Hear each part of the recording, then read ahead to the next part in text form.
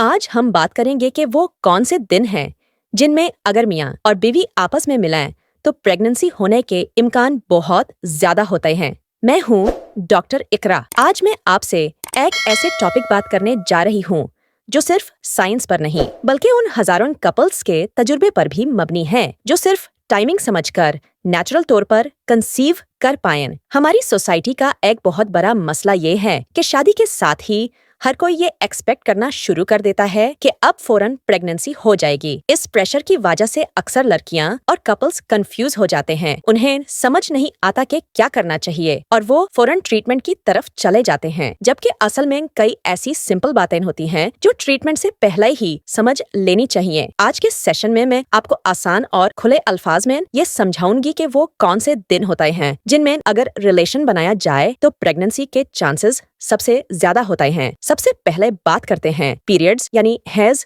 के सिलसिले की। अगर किसी लड़की के पीरियड्स रेगुलर हैं, मतलब हर 8 या 30 दिन के बाद खुद से आ जाते हैं और उनका ड्यूरेशन 7 या 8 दिन का होता है, तो इसका मतलब है कि उनका साइकिल नॉर्मल है। अब बात करते हैं ओवुलेशन की। ओवुलेशन का मतलब है कि अंडे दानी से एक अंडा निकलता है। यह अंडा सिर्फ कुछ घंटों तक जिंदा रहता है और अगर उस वक्त हस्बैंड वाइफ का रिलेशन हो जाए तो प्रेगनेंसी के चांसेस बहुत ज्यादा हो जाते हैं। ओव्यूलेशन को समझने का तरीका ये है कि अगर आपका साइकिल 8 दिन का है तो पीरियड्स के पहले दिन को डे 1 काउंट करें। उसके बाद डे 12 से डे 16 तक के दिन सबसे इम्पोर्टेंट होते हैं। यही गोल्डन डेज हैं जिनमें अगर रिलेशन हो तो प्रेगनेंसी के चांसेस मैक्सिमम होते हैं। मिसाल के तौर पर अगर किसी लड़की को सितंबर को पीरियड्स आएं तो 21 सितंबर के आसपास ओवुलेशन का दिन हो सकता है, लेकिन सिर्फ एक दिन पर डिपेंड मत करें। डे 12 से डे 16 तक रोज या एक दिन छोड़कर रिलेशन होना चाहिए ताकि कोई चांस मिस ना हो।